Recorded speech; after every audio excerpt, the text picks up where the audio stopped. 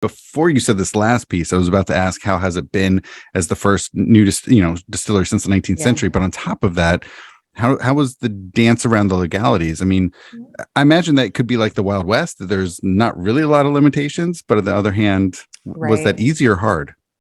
It's both because, on the one hand, you can always do something and say sorry later, which is sort of the Chicago way.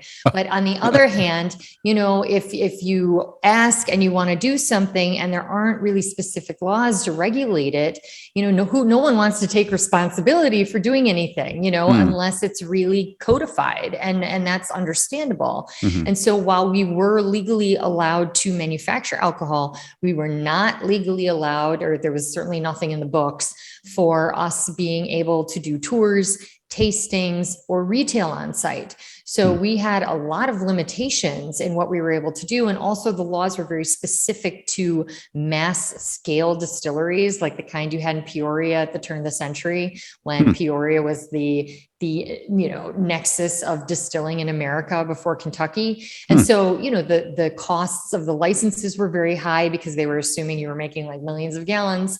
Oh, wow. And so, that needed to be adjusted. And so I had to go to Springfield and make some changes. So I changed the law.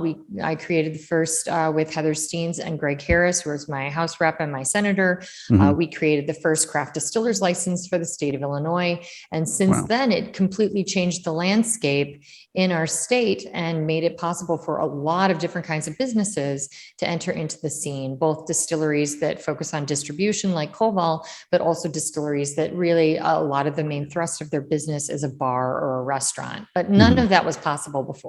So, because those would use on-premise sales, but for working with the legislators, how did you have like a, I don't know, not a lobbyist, but did you have like a lawyer to help you? Like, did you just literally say, you represent me in the state? How can we make this better for everybody? Look, we all pay taxes. Everybody works for us. I mean, lobbyists like to, they're good at their craft, certainly, and they have all the connections, but it doesn't mean you can't do it yourself. So, I worked with my senator, I worked with my House rep, we wrote up bills, we tried to see what the opposition would be. We found out that, the opposition, certainly it seemed a little bit like there were some conflicts of interest, but, this is Illinois after all. And as I heard from, a seasoned Illinois, legislator, when I brought up some of my questions about conflicts of interest, he said, there are two things you never want to see being made. And I said, what? He said, sausage and legislation. And so I was like, okay, well, yeah, that's for sure. But I imagine it was pretty compelling to be able to argue, look, there will be, tax revenues for whether city, state, county, whatever it is. So, and, just having employment jobs, I mean, revenue is good for everybody, right? So that was probably a big selling point.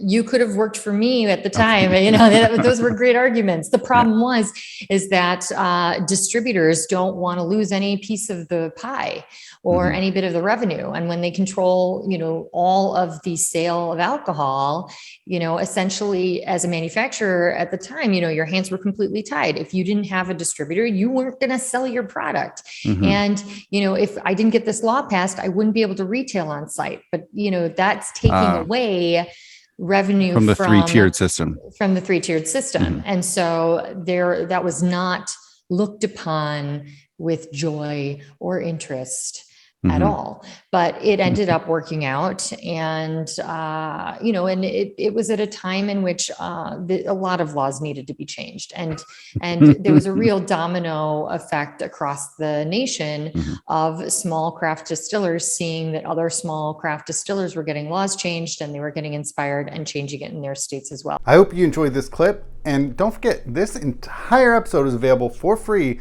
on YouTube, podcast players, and you can check out everything at jewishdrinking.com. Thank you so much for watching.